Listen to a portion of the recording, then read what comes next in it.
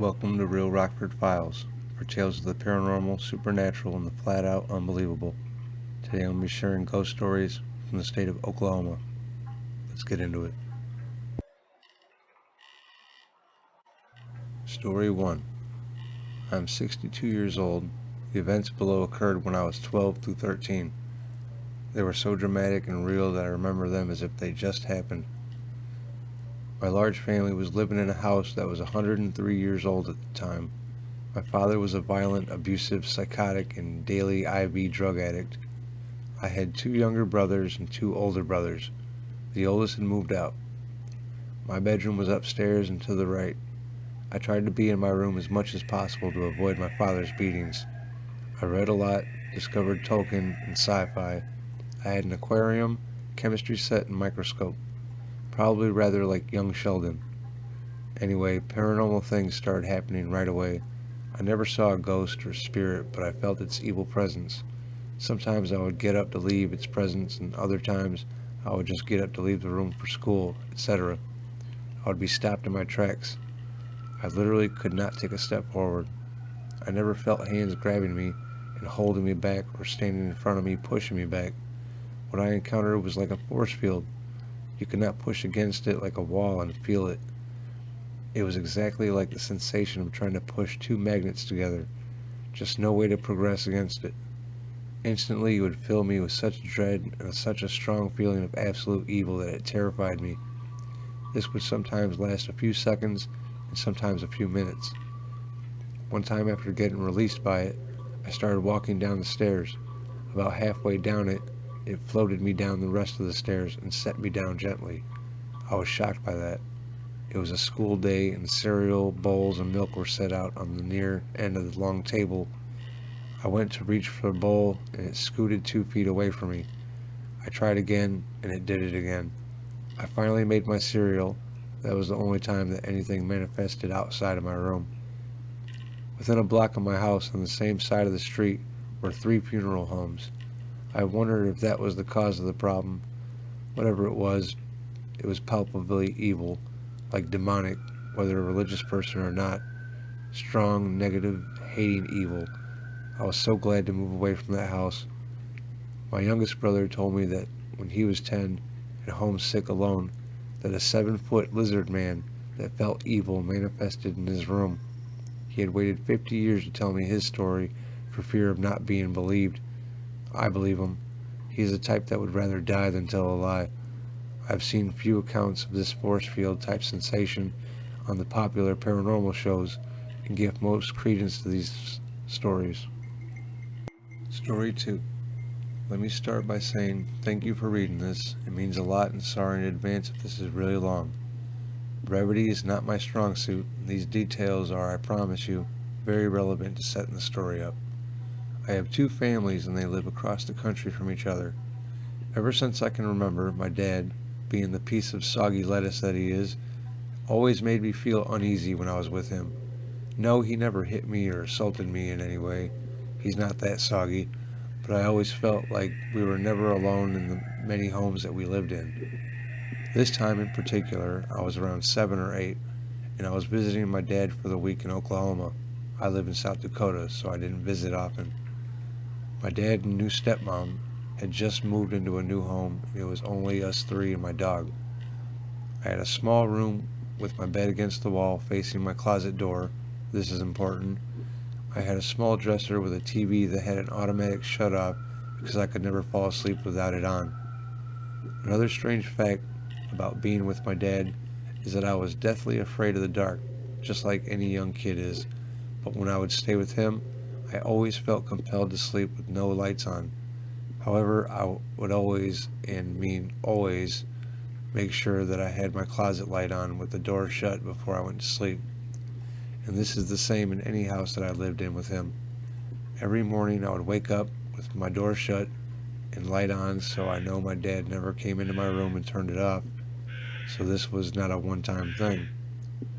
One night I fell asleep like watching some Netflix like usual with the same closet situation. I woke up at around 3 a.m.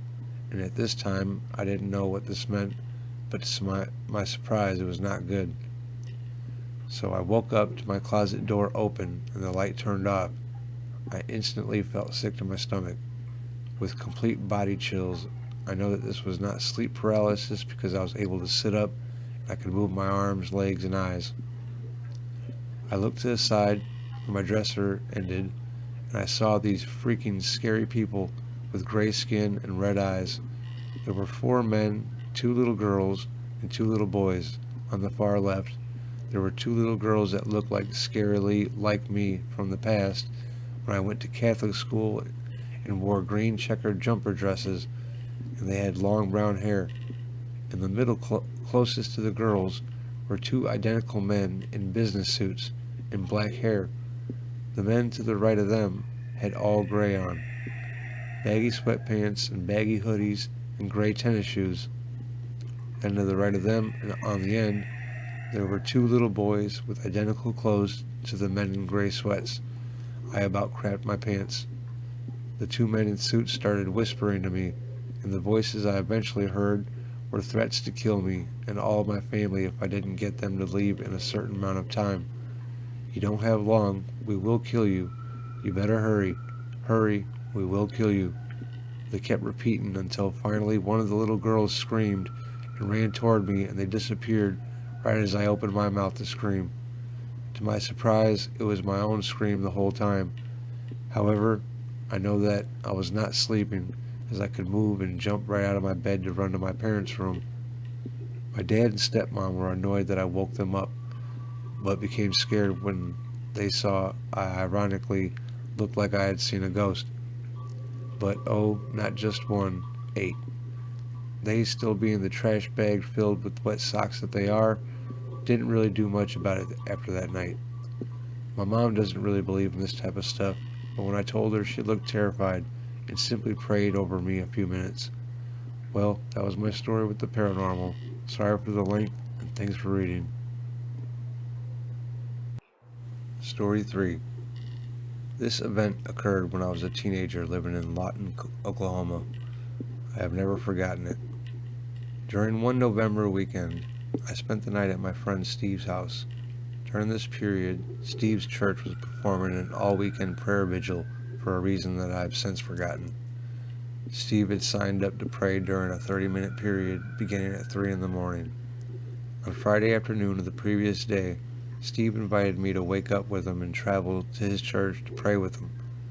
I agreed, and after going to bed at Steve's house Friday night, we woke up at 2:30 to make the trip over to his church. Steve lived a couple hundred yards from the junior high that we both attended and his church.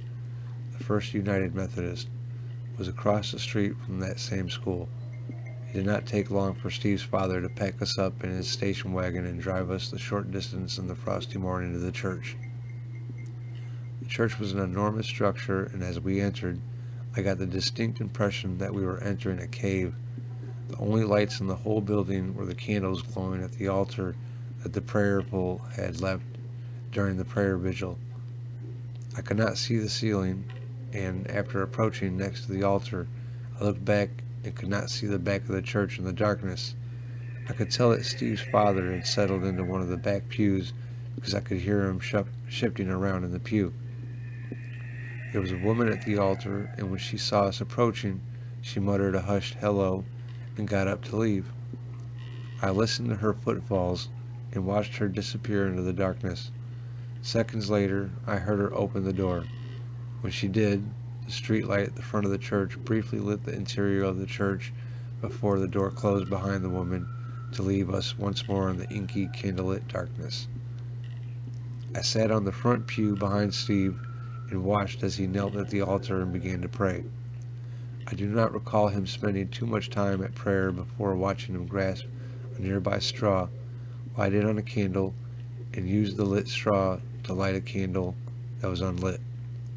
He then began to get up to join me at my pew when a cold wind from the back of the church blew over us, flickered the candles, and extinguished the candle that Steve had just lit. I looked at the back of the church to see who had just entered, but I could not see anything in the darkness. Steve was already facing the back of the church, so I asked him, "Who just came in?" "I don't know. We still have about 15 more minutes before my prayer time is over, It's too early for the next person. I didn't see anyone open the door in the back, Steve replied. Are you already done praying then? I asked. Yeah, I'm not too good at praying for more than a few minutes, Steve said. Well, you should at least go back and relight your candle. That gust of wind blew it out, I observed. Where did that wind come from? Steve whispered. I don't know. I was thinking about going back there to see if your dad saw anybody, but I can hear him snoring in the back, I replied. Stay where you are then. I don't want to be here at the altar alone while I go back to relight my candle, Steve said. Steve turned around and selected another straw from the altar and lit it on another candle. He then lowered the little piece of straw onto the candle that he had just previously lit. After lighting the candle, he blew out the straw and placed it back into the holder next to the candles. It was at this time another cold gust of wind blew into our faces from the front of the church, flickered the candles again, and again extinguished Steve's freshly lit candle, leaving all the other candles lit in their places. Steve looked back at me with a look of fright. I have to say that I was also a little frightened. I immediately got up and stood next to Steve and whispered, Steve, I think we should pray a little longer this time. Move over, I'll join you. We both knelt at the altar and started fervently praying. I do not know how long we were there at the altar, but we were both presently disturbed by the sound of someone walking up behind us and patiently sitting in the front pew. I nudged Steve and watched him slowly light a straw and carefully place it upon an unlit candle. The candle lit. We both waited for several seconds to see what would happen. When the candle stayed lit, we both got up and walked back to the rear of the church. The man sitting on the front pew then took our place and knelt at the altar and started praying.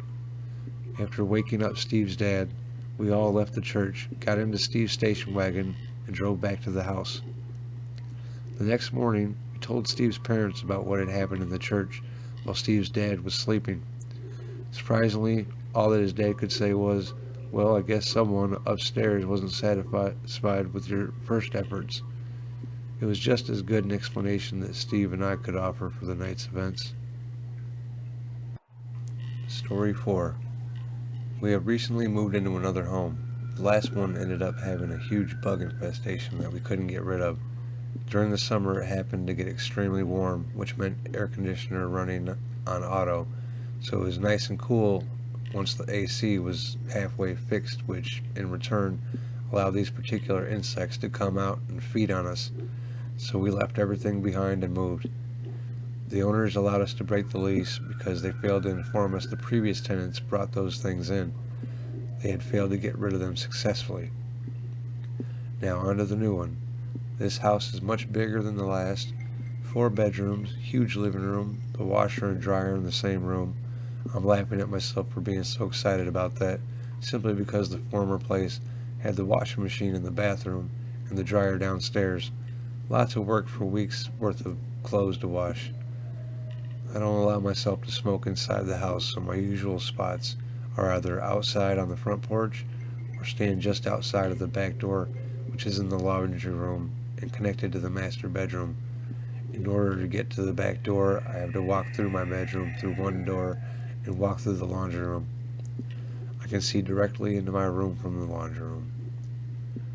One evening, I decided I was going to sneak a smoke before bed. I was standing in the laundry room facing the backyard, my back towards the bedroom, when I felt what I thought was my oldest son walk up behind me.